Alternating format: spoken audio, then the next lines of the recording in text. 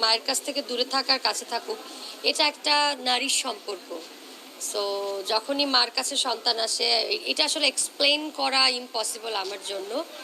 আমি চাইলাম যারে ভবে পাইলাম না তারে।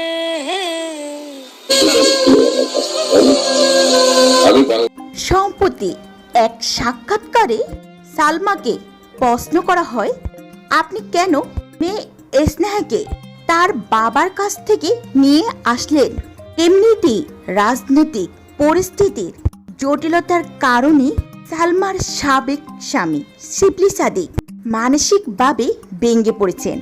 শিবলি সাদিক যে মেয়েকে ভালোবেসে আদর স্নেহ যত্ন দিয়ে আজ 10 বছর বুকের মধ্যে আগলে রেখেছে, এমনকি তার মা সালমার কাছেও যেতে দেয়নি।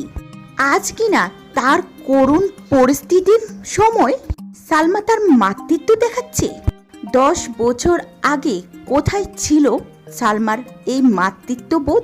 এমন দাঁত ভাঙ্গা প্রশ্নের উত্তরে সালমা কণ্ঠশিল্পী মৌসুমী আক্তার সালমা জানান, সাম্প্রতিক রাজনৈতিক পরিস্থিতির কারণে স্নেহার বাবার অবস্থান কিছুটা পরিবর্তনে আসে, ফলে মেয়েটির সেখানে কিছুটা একাকী ও নিরাপত্তাহীনতা ভুগছিল।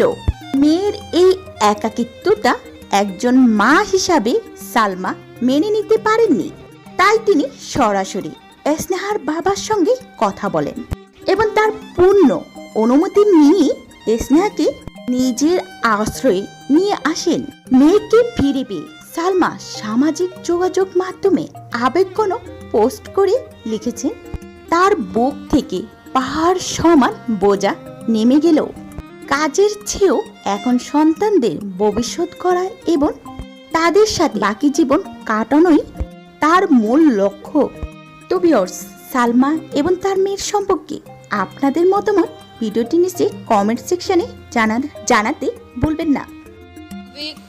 ছোট ছোট কিছু অনলাইনে নিউজ দেখেছি যেটা আমার খুব খারাপ লেগেছে, কারণ আমার বাচ্চার বাবার সঙ্গে কথা হয়েছে, দেন আমার বাচ্চা তার পারমিশন নিয়েই কিন্তু আমার কাছে এসেছে। সবাই বলছে যে আমাকে নাকি আবার নতুন করে তারা দেখছে 19 বছর পরে।